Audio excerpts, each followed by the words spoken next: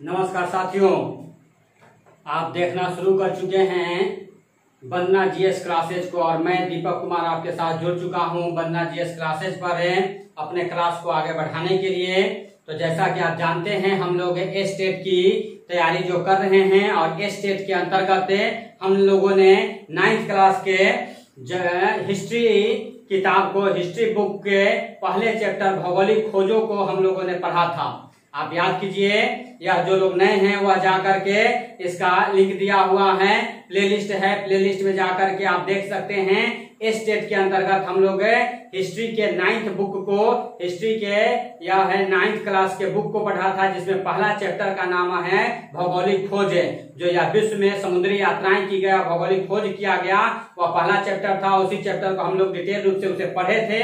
अब उसी पर आधारित कुछ हम लोग यह एमसीक्यू लेकर के आए हैं, इस पर संबंधित कुछ क्वेश्चन आंसर। हालांकि हम लोग किताब में भी जो क्वेश्चन आंसर था वह किए थे, आप जो नहीं किए हैं वह एक बार पहले या करने से पहले आप जाकर के प्लेलिस्ट में वह देख ले। एस टेट में 9th क्लास के बुक को जो पढ़ाया गया उसे देख ले और उसके बाद यह है देखेंगे तो आपके लिए ज्यादा अच्छा होगा। आप बहुत आराम से यहाँ क्वेश्चन आंसर कर सकते हैं। वह है, और जिन लोगों ने देखा था वह बहुत अच्छे तरीके से इसे पहचान लेंगे, इसे अच्छे से बनाएंगे। तो हम लोग उसी सेशन को आगे बढ़ा रहे हैं। किताब पढ़ने के बाद उसके क्वेश्चन आंसर को करने के बाद फिर से 30 क्वेश्चन का एक सेट लेकर के मैं आया हूं। तो आप अगले आधे घंटे तक हमारे साथ जुड़ जाइए। कान में आप ईयरफोन लगा लीजिए और चुपचाप या ध्यान से सुनिए। मैं समझाते चलता हूं, बताते चलता हूं, आप भी बताते चलिए और हम लोग इस सेशन को एंजॉय करेंगे। इस सेशन में एमसीक्यू करेंगे, पहले चैप्टर के 30 क्वेश्चन को करेंगे। इतना कर लेने के बाद आपको फिर सोचने की जरूरत नहीं है। पहले चैप्टर से भौगोलिक खोजों से जो क्वेश्चन आएगा निश्चित रूप से आप उसे कर पाएंगे, उसे पकड़ पाएंगे, वो आपसे छूटने वाला नहीं होगा। तो शुरुआत करते हैं और इसमें पहला क्वेश्चन जो आप देख रहे हैं वह है भौगोलिक खोज करने वाला प्रथम देश कौन सा था, या भौगोलिक खोजों को लेकर के किस देश के द्वारा सबसे ज्यादा आगे बढ़ा गया है। तो आप जानते हैं उसमें स्पेन और पुर्तगाल का नाम सर्वपल्ली है। यह स्पेन और पुर्तगाल का नाम इसमें सबसे आगे आता है। यहीं के अलग अलग नाविकों ने यह विश्व में घूमना शुरू किया, समुद्री मार्गों से घूमना शुरू किया और अलग अलग जगहों का पता लगाया। जैसे आप जानते हैं स्पेन से या पुर्तगाल से या वास्को डिगामा अपने यहाँ आया, भारत आया था, कालीकट बंदरगाह पर आए थे। तो स्पेन से तो यह है, आप जानते हैं स्पेन से या कोलंबस निकल करके और आने वाले थे भारत, लेकिन अटलांटिक ओशियन में रास्ता भटक जाते हैं और पहुंच जाते हैं नॉर्थ अमेरिका, नई दुनिया की खोज कर देते हैं या उत्तरी अमेरिका के तटीय भागों पर पहुंच जाते हैं, जहां के निवासियों को वह है रेड इंडियन नाम देते हैं। क्या नाम देते हैं? रेड इंडियन नाम देते हैं। तो ये सारा डिटेल हम लोग पढ़े थे। हम लोग एक एक करते हुए क्वेश्चन को आगे बढ़ाते हैं। तो भौगोलिक खोज करने में प्रथम देश कौन रहे? तो स्पेन और पुर्तगाल रहा है। वही ए और बी वह है जो है डी आंसर हो जाएगा। ए और बी दोनों स्पेन और पुर्तगाल। हालांकि हॉलैंड ये सब भी आगे आता है, बाद में यह लोग शामिल होते हैं समुद्री यात्राओं में, उपनिवेश ये लोग बनाते हैं, लेकिन शुरुआत स्पेन और पुर्तगाल कर रहा। क्लियर है दोस्त? आगे बढ़ते हैं। भारत होकर चीन तक यात्रा का वर्णन कौन सी शताब्दी में मिलता है? तो यह 13वीं शताब्दी में मिलता है। भारत से होकर चीन तक जाया जाता था और चीन आगे यूरोप से जुड़ा हुआ था। वहां यूरोप के लोग चीन में व्यापार करने आ रहे थे। यह जानकारी 13वीं शताब्दी तक था। 13वीं शताब्दी, अब देखिए यहाँ लिखा हुआ है, यह 13वीं शताब्दी वह है 13th सेंचुरी हो रहा है। 13th सेंचुरी का कहने का मतलब क्या होता है? हम आपको बार बार बता रहे हैं 13वीं शताब्दी अगर हम कह रहे हैं तो इसका मतलब हो रहा है कि हम बात कर रहे हैं 1200 से लेकर के 1299 के बीच। हम बात क्या कर रहे हैं? 1200 से 1299 के बीच की बातें हम लोग कर रहे हैं। तो 13वीं शताब्दी कहने का मतलब हुआ 1200 से 1299 के बीच। उस दौरान यहाँ या चीन में कुबलाई खां आता है और वो अपना साम्राज्य स्थापित करता है और यूरोपीय लोग वो आते थे। मार्को पोलो आया था और मार्को पोलो आकर के चीन में रहा था। चीन के कुबलाई खां उनका स्वागत करते हैं। चीन में वह कई सालों तक रहे और फिर अपना यात्रा वृत्तांत भी उन्होंने लिखा। उसी दौरान उन्होंने भारत के बारे में भी बताया। भारत के विजयनगर साम्राज्य सबकी भी चर्चा उसने किया है। उस समय आप जानते हैं यह विजयनगर साम्राज्य यह सब चल रहा था। या 12वीं शताब्दी अगर 1200 अगर कर रहे हैं तो अगर हिस्ट्री में भारत की बात करें तो यह सल्तनत काल का समय हो जाता। 1206 ईस्वी से या कुतुबुद्दीन ऐबक के द्वारा दिल्ली सल्तनत की शुरुआत की जाती है। तो यह है आगे की उसी विजयनगर साम्राज्य की स्थापना होती है मोहम्मद बिन तुगलक के समय या हरिहर और बुक्का के द्वारा। तो वह है सब कुछ जुड़ा हुआ, अगर आप देखेंगे तो ध्यान से आप समय को मिलाएंगे तो सब कुछ आपको स्पष्ट होने लगेगा। तो उधर जो भौगोलिक खोजों की भी प्रक्रियाएं चल रही थी विश्व इतिहास के अंतर्गत हम लोग ये देख रहे हैं। तो 13वीं शताब्दी है, भारत होकर चीन तक की यात्रा का वर्णन किस शताब्दी में मिलता है? 13वीं शताब्दी में मिलता है। चीन में कुबलाई खान शासक थे, मार्को पोलो जो है पहली यात्रा पर निकलते हैं और मार्को पोलो चीन जाते हैं। यूरोप और चीन के बीच व्यापार की बातें मिलती है, भारत से होकर के चीन जाने की भी बातें मिलती हैं। आगे वह हम लोग बढ़े।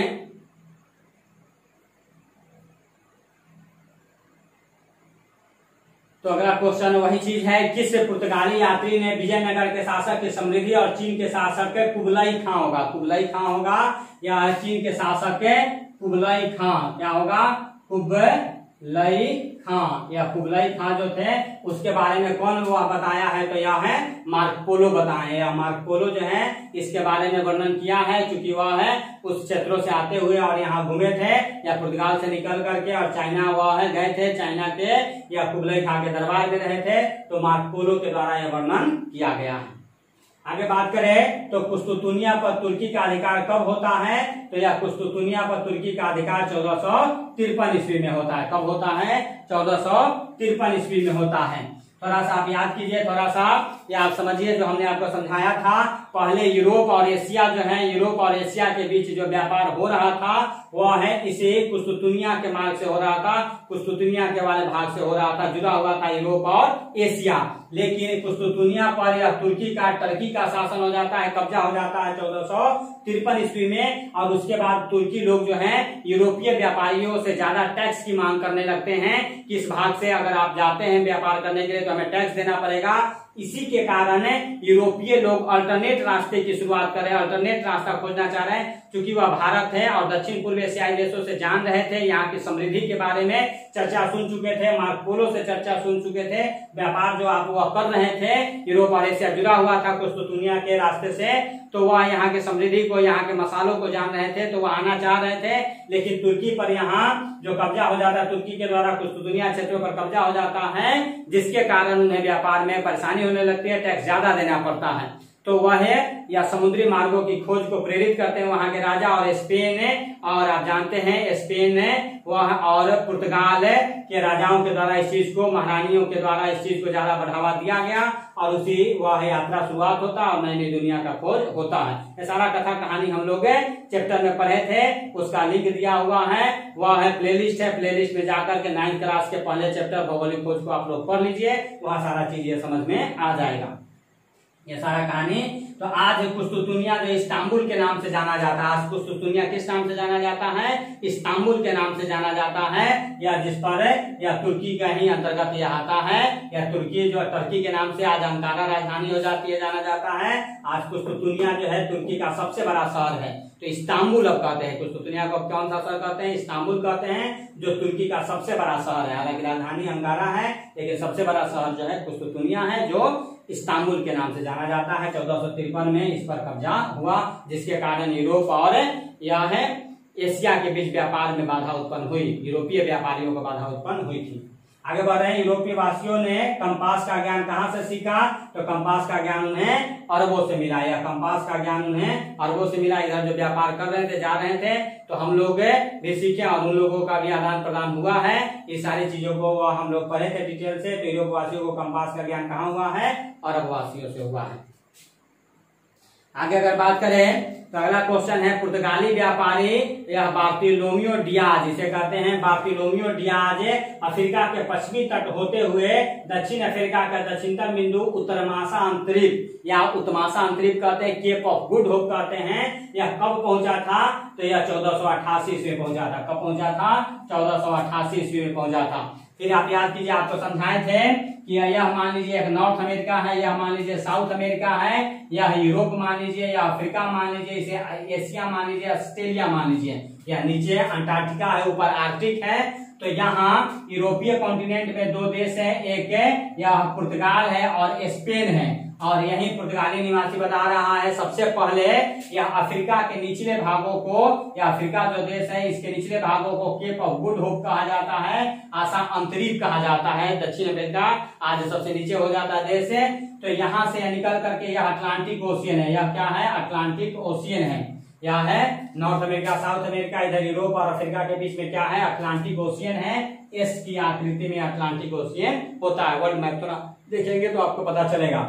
तो यह है, यहाँ से यह है बार्थोलोमेव डियाज, यह निकल करके और यह एशिया आना चाहता था, भारत आना चाहता था, लेकिन यह पहुंच पाता है बस से या अफ्रीका तक ही। तो यहाँ से निकल करके और यह है उत्तरमाशा अंतरिक्ष, जिसे केप ऑफ गुड होप कहा जाता है, इसे केप ऑफ गुड होप कहा जाता है। क्या कहते हैं, केप ऑफ गुड होप कहा जाता है। सबसे पहले कौन पहुंचा है, तो बार्थोलोमेव डियाज पहुंचा है। इसी केप ऑफ गुड होप से होते हुए और वास्को डी गामा फिर अपने भारत आता है, कालीकट बंदरगाह पर आता है, यह बाद में, ठीक है, यह बाद में होता है, 1498 में होता है। लेकिन सबसे पहले यह 1488 में कौन आया था अफ्रीका के निचले तटों तक, तो बार्थोलोमेव डियाज आया था। एकदम डीबीआई क्वेश्चन याद रखिएगा, हमेशा क्वेश्चन पूछा जाता है। आगे क्वेश्चन कर रहे हैं, या नांगलन होगा, मेगलन होगा, मेगलन, ठीक है, यह है मैगलन जो कहते हैं। मैगलन ने पहली बार दुनिया का जो चक्कर लगाए हैं, ने पूरी दुनिया का चक्कर जहां से कब लगाया था, तो यह 1519 में लगाए थे। कब लगाए थे, 1519 में लगाया था मेगलन। मेगलन याद रखिएगा, मैगलन दुनिया का चक्कर समुद्री रास्तों से सबसे पहले 1519 ईस्वी में जब यह लगाया। 1492 में कोलंबस के द्वारा उत्तरी अमेरिका की खोज की गई। 1498 ईस्वी में वास्को डी गामा भारत आया। उसके बाद यह निकलते हैं और समुद्री रास्तों से होते हुए इसी के द्वारा पहली बार बताया गया यह है समुद्र जो है वह पूरा पृथ्वी एक दूसरे से जुड़ा हुआ है, गोल है, यह है एक जगह से दूसरे जगह है। आप एक जगह से अगर चलते हैं तो वह चलते हुए फिर वहीं आप पहुंच जाएंगे। पहले माना जाता था, भ्रांतियां थी, लोग डरते थे समुद्र में कि समुद्र में एक जगह ऐसा आएगा कि जाकर के फिर गिर जाएंगे और उसके बाद धरती नहीं होगी और नीचे खाई में गिर जाएंगे। लेकिन उसे मिथ्या चीजों को यह खत्म किया मैगलन ने। समुद्री रास्तों से पहली बार दुनिया का चक्कर लगाया मैगलन ने। क्लियर है दोस्त? आगे हम बढ़ रहे हैं। ऑस्ट्रेलिया की खोज किसने की है, तो ऑस्ट्रेलिया की खोज कैप्टन कुक ने किया है। किसने किया है, कैप्टन कुक ने किया है। न्यूजीलैंड की भी खोज कैप्टन कुक ने ही किया है। दोनों क्वेश्चन याद रखिएगा। कैप्टन कुक या जो लगातार भौगोलिक खोजों की प्रक्रियाएं चल रही थी, समुद्री मार्गों की खोजों की प्रक्रिया चल रही थी, उसमें कैप्टन कुक भी भाग लेते हैं और उन्होंने ऑस्ट्रेलिया और न्यूजीलैंड की खोज किया है। उसके तटों पर पहली बार पहुंचा, ठीक है। तो कैप्टन कुक या ऑस्ट्रेलिया के खोज करता है, जानकारी देने वाले हैं पहली बार। न्यूजीलैंड के भी द्वीपों की खोज किसने की, वही जो बताया, तो कैप्टन कुक ही होते हैं। न्यूजीलैंड के भी द्वीपों को बताते हैं कैप्टन कुक ही बताए हैं पहली बार। तो यह है कैप्टन कुक, याद रखिएगा, ऑस्ट्रेलिया और न्यूजीलैंड के खोजकर्ता के रूप में। आगे अमेरिकी महाद्वीपों को नई दुनिया किसने कहा है, यूरोपीय अमेरिकी महाद्वीपों को किसने या न्यू दुनिया कहा है, तो यूरोपियन लोगों ने कहा है। यह है यूरोपियन ने कॉन्टिनेंट से ही आप जानते हैं, या स्पेन से कोलंबस निकल करके और अमेरिका के तटीय भागों पर, नॉर्थ अमेरिका के तटीय भागों पर पहली बार पहुंचा था। वहां के लोगों को देखा, वह आना चाहने वाला था इंडिया, उसे लगा कि हम इंडिया पहुंच गए। तो लेकिन वहां के लोगों को, गोर लोगों को, गोरे लोगों को, लाल लोगों को देखा। वह जो गोरे होते वह लाल हो जाते हैं थोड़े, तो यह लाल लोगों को देखा और उन्हें कह दिया कि यह लोग रेड इंडियन है। इंडियन तो है लेकिन रेड इंडियन है। बाद में पता चला कि नहीं, यह इंडिया नहीं पहुंचा था, एक नई दुनिया की खोज कर दिया और उसे यूरोप वासियों ने नई दुनिया नाम दिया। नई दुनिया इसीलिए नाम दिया गया है क्योंकि वह उसके जानकारी नहीं थी, पहली बार उसके बारे में जानकारी मिलती है। बाद में अमेरिको वेस्पुची वह आंतरिक भागों तक जाता है, पूरी तरह से अमेरिका की जानकारी देता है, उसी के नाम पर अमेरिका का नाम पड़ गया है। तो वह नई दुनिया, नई जगह की खोज किया गया, इसीलिए उसे नाम दे दिया गया नई दुनिया। तो यह नाम किसने दिया है, तो यूरोपियनों ने दिया। क्लियर है दोस्त? आगे बढ़ रहे हैं। 80 वर्षों तक यूरोपीय अर्थव्यवस्था किस पर निर्भर रही थी, तो यह चांदी पर निर्भर रहा था। शुरुआत में यह चांदी जो है यह अर्थव्यवस्था का मुख्य है, यह केंद्र बना हुआ था। यह है वाणिज्य का मुख्य केंद्र बना हुआ था, मुख्य चीज बना हुआ था, व्यापार का मुख्य चीज बना हुआ था। तो 80 वर्षों तक यूरोपीय अर्थव्यवस्था किस पर निर्भर रही है, तो चांदी पर निर्भर रही है। यह क्वेश्चन याद रखिएगा, 9th क्लास के बुक के से हम लोग यह क्वेश्चन आंसर कर रहे हैं। 9th क्लास के भौगोलिक खोजों के पहले चैप्टर को आधार बना करके हम लोग क्वेश्चन आंसर कर रहे हैं। स्टेट के लिए यह उतने ही फायदेमंद होगा जितना 9th क्लास के बच्चों के लिए। 9th क्लास के बच्चे भी अगर पढ़ रहे हैं, अगर आपके जानने वाले हैं, तो उनको भी यह लिंक जरूर प्रोवाइड करवा दीजिए, यह लिंक जरूर बता दीजिए कि 9th क्लास का या है 10th क्लास का यहाँ प्रॉपर ढंग से पढ़ाई चल रही है। वह चैप्टर बाय चैप्टर हम लोग पढ़ रहे हैं, उस पर MCQ भी कर रहे हैं। तो यह बिहार बोर्ड के 9th क्लास और 10th क्लास के बच्चों के लिए उतना ही इंपॉर्टेंट है जितना स्टेट की तैयारी कर रहे हैं लोगों के लिए है। और बाकी जितने आप या प्रतियोगिता परीक्षाओं की भी तैयारी करते हैं उनके लिए भी वह इतना ही इंपॉर्टेंट है। या रेलवे से लेकर के अलग अलग एग्जामों में, बिहार SI हो, UPSI हो, और भी अलग अलग एग्जाम हो, CDS हो, NDA हो, सभी जगह ये सब क्वेश्चन आपसे पूछे जाते हैं या GK GS पूछा जाता है। तो सबके लिए ये उतना ही इंपॉर्टेंट। क्लियर है? आगे बढ़ रहे हैं। तो यह है चांदी पर निर्भर रहा है 80 वर्षों तक यूरोपीय अर्थव्यवस्था। आगे बात करें तो पुर्तगालियों का भारत आगमन कब हुआ है, तो आप जानते हैं पहला यह वास्को डी गामा पुर्तगाली निवासी है जो भारत आया था। और कब आया था, तो 1498 में आया था। कब आया था? 1498 में आया था। या कहां से, किस तरह से आया था, तो यह है अटलांटिक ओशियन होते हुए अफ्रीका के निचले भागों से, जिसे केप ऑफ गुड होप कहते हैं, वहां से होते हुए और भारत के कालीकट बंदरगाह पर, केरल राज्य में कालीकट बंदरगाह पर पहुंचा था, जहां के राजा जेमुरीन ने उसका स्वागत किया था।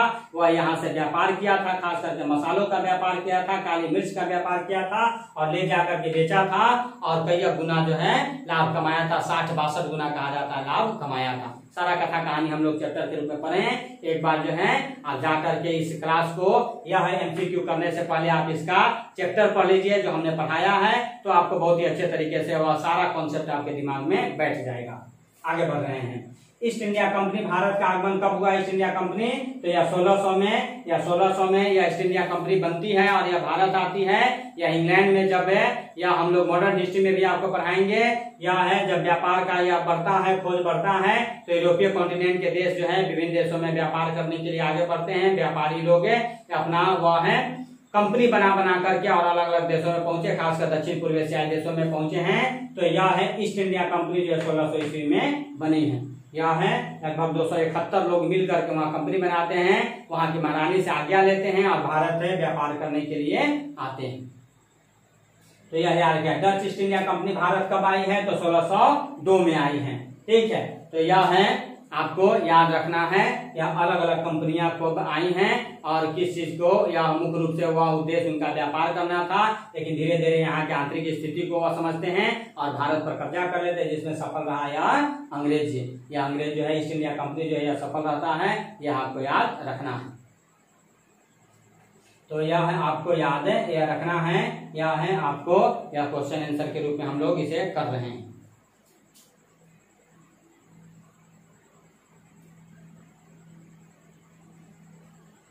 आगे डेनिश की बात करते हैं। यह है डेनिश से, या डेनिश यानी डेनमार्क की बात कर रहे हैं। डेनिश का भारत आगमन कब होता है, तो 1616 ईस्वी में होता है। कब होता है, 1616 ईस्वी में होता है। डेनिश का कब आगमन होता है, 1616 में होता है। 1600 में ईस्ट इंडिया कंपनी बनी है, 1602 में Dutch east India company Bharat आगमन हो रहा है, तो 1616 में डेनिश ईस्ट इंडिया कंपनी का भारत है आगमन हो रहा है। फ्रांसीसी भारत कब आए हैं, तो फ्रांसीसी 1664 में आए। फ्रांसीसी कब आए हैं, तो 1664 में आए हैं, यह भी याद रखना है। फ्रांसीसी कब आए हैं, 1664 में आए हैं। या जो अलग अलग कंपनियां आई हैं, कौन कौन कंपनियां आई हैं, कब कब आई हैं, यह है, और भारत में किस किस स्थान पर फैक्ट्री लगाया है, पहली बार इनका फैक्ट्री कहाँ लगा है, अस्थायी फैक्ट्री कहाँ लगा है, यह सारा चीज हम मॉडर्न हिस्ट्री आपको पढ़ाएंगे। तो मॉडर्न हिस्ट्री में आपको यह सारा चीज आपको बताया जाएगा, प्रॉपर ढंग से वह चीज हम यहाँ करवाएंगे। यहाँ जो है, जो 9th क्लास के चैप्टर में वह है जो बातें हैं उसी को आधार बना करके MCQ चल रहे हैं, खासकर इस स्टेट को ध्यान में रख करके, क्योंकि डायरेक्ट क्वेश्चन वह बिहार बोर्ड से पूछा जाएगा या बिहार बोर्ड से क्वेश्चन आएंगे, तो आपको याद रखना है। आगे बढ़ते हैं। यह है स्वीडन की बात करते हैं। स्वीडिश से ईस्ट इंडिया कंपनी जो है, स्वीडन का भारत में आगमन कब होता है, तो 1771 में। 1721 में यह स्वीडिश ईस्ट इंडिया कंपनी भी यह भारत आई है। या स्वीडिश ईस्ट इंडिया कंपनी भी 1721 में भारत आई है। तो अलग अलग कंपनियां अलग अलग समय में आकर के और यहाँ व्यापार की शुरुआत की हैं और धीरे धीरे यहाँ की भारतीय राजनीति में हस्तक्षेप किया है और भारत पर कब्जा किया है, जिसमें ज्यादा सफल रहे फ्रांसीसी और अंग्रेज, और सबसे ज्यादा सफल अंग्रेज रहे, पूरी तरह से भारत को अपने कब्जे में ले लेते हैं। तो यह आपको याद रखना है।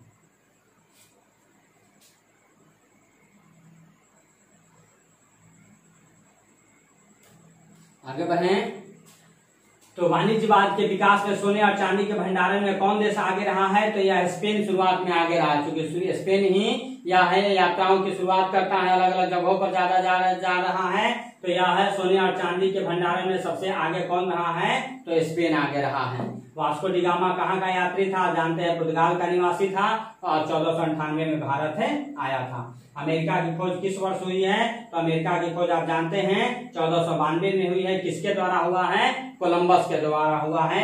कोलंबस कहाँ का यात्री था, कहाँ का निवासी था? तो स्पेन का था, और वह है 1492 ईस्वी में अमेरिका की खोज की, जिसे नई दुनिया के नाम से यूरोपवासियों ने जाना है। यह आपको याद रखना है।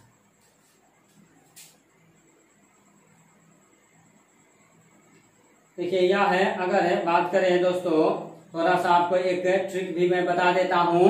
जो अलग अलग यह यूरोपीय कॉन्टिनेंट के देश भारत आए हैं, वह है उनको याद रखने के लिए आप एक छोटा सा ट्रिक याद रख सकते हैं।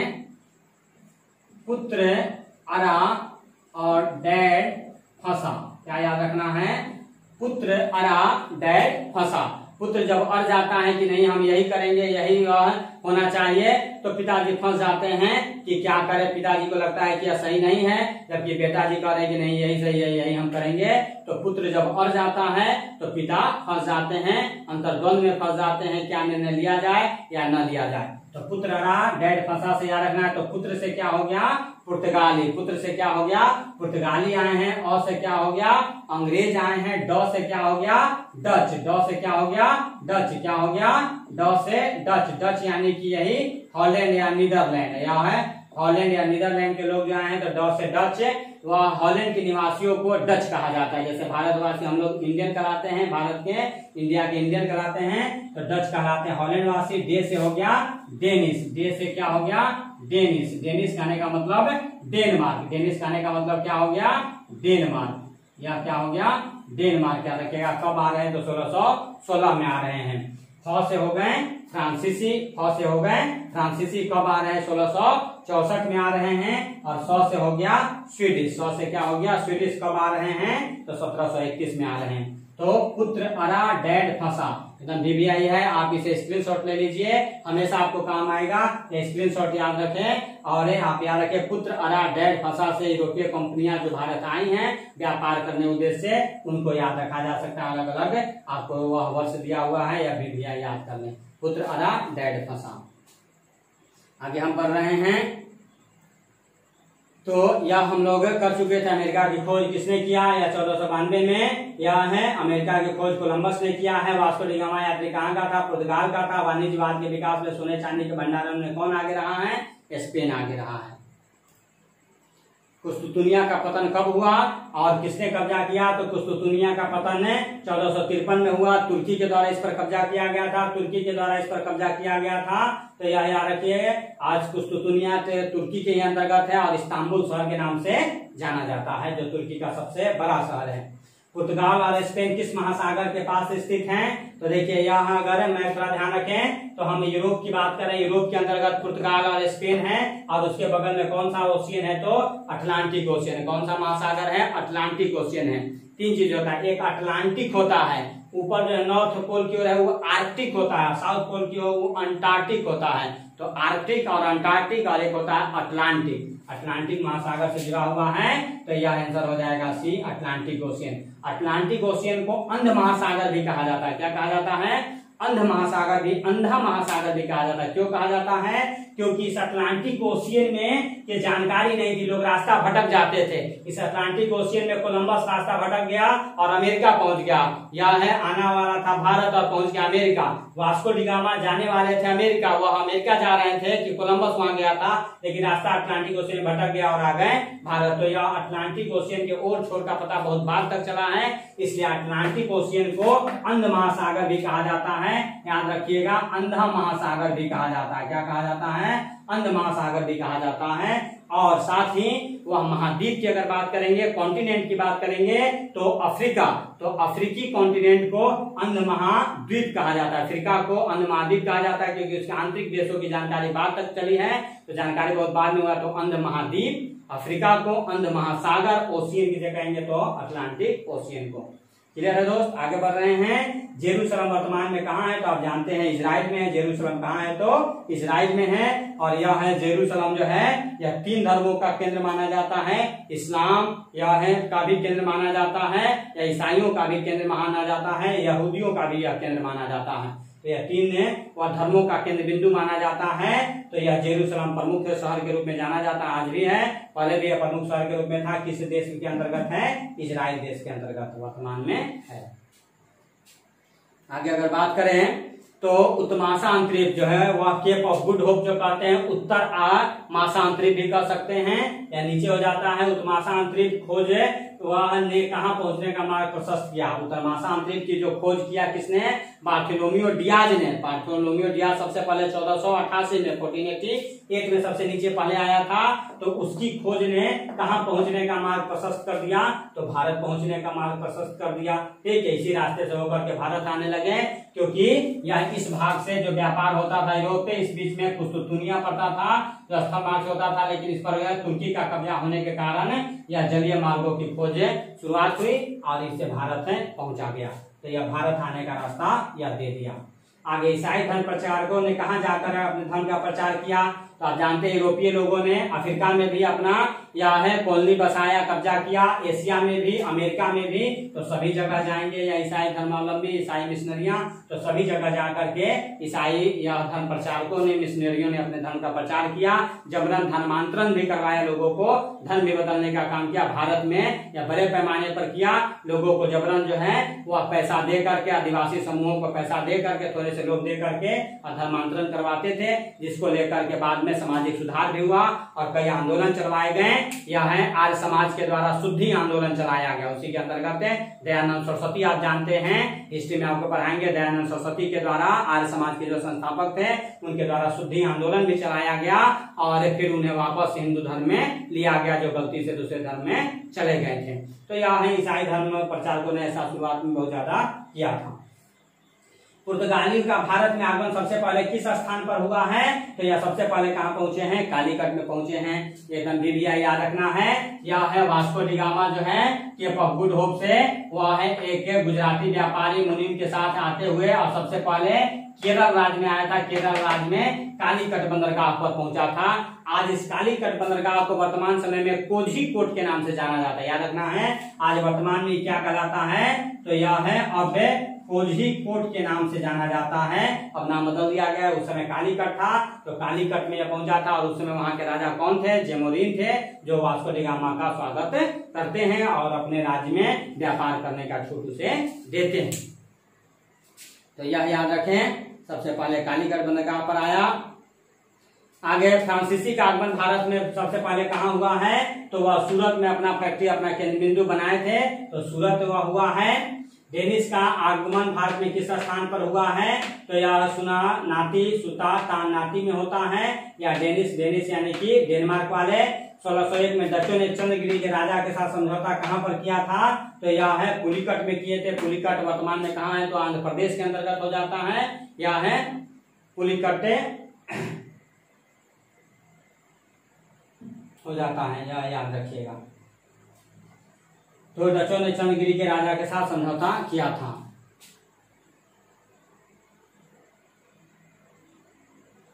लास्ट आपका क्वेश्चन है, वास्को डी गामा भारत से पुर्तगाल ने क्या लेकर अपने जहाज में गया था? तो यहाँ से वह मसालों को लेकर के गया था, खास करके काली मिर्च को लेकर के गया था। तो आप इसे याद रखें, खास करके यह काली मिर्च को लेकर के यहाँ से गया था। तो यह है, इस तरह से हम लोग इसे 9th क्लास के पहले हिस्ट्री बुक के पहले चैप्टर भौगोलिक खोजों के अंतर्गत यह है, हम लोग उस किताब को पढ़े, उसके वह क्वेश्चन आंसर को किया और उस पर संबंधित 30 और क्वेश्चनों को हम लेकर के आए, आपके साथ यह किया। तो यह है आपका यह पूर्ण रूप से चैप्टर है वह होता है इतना। अगर आप कर लेते हैं और चैप्टर पढ़ लेते हैं या 30 क्वेश्चन आप कर लेते हैं तो यहाँ से क्वेश्चन छूटने वाला नहीं है। तो आज तक इतना ही। आप यह चैनल वंदना जीएस क्लासेज को देख रहे हैं, आप दीपक सर के साथ जुड़े हुए हैं, तो वह इस चैनल को छोड़ने से पहले सब्सक्राइब करना न भूले और बेल बटन दबाना न भूले, ताकि इस पर जो भी वीडियो अपलोड किया जाए वो आपको वह आसानी से मिलता रहे। बिहार एसआई की या वैकेंसी आ गई है, तो यह एसआई का भी बैच या शुरू हो चुका है, उसे भी प्लेलिस्ट में आप जाइए और देखिए, वहां भी वीडियो दिया हुआ है, उसे भी आप देख सकते हैं। साथ ही आप हमारे टेलीग्राम चैनल से भी जुड़ सकते हैं। हमारा टेलीग्राम चैनल है, आप टेलीग्राम में ऐप डाउनलोड कर लीजिए अपने मोबाइल में और उसमें सर्च में जाकर के जीके जीएस दीपक सर आपको लिखना है, जीके जीएस दीपक सर। क्या लिखना है? जीके जीएस दीपक सर लिखना है। आप जीके जीएस दीपक सर लिख करके और सर्च कीजिएगा, हमारा ग्रुप मिल जाएगा, उस ग्रुप से आप जुड़ जाएंगे तो ये सारा क्वेश्चन आंसर वहां भी करवाया जाता है।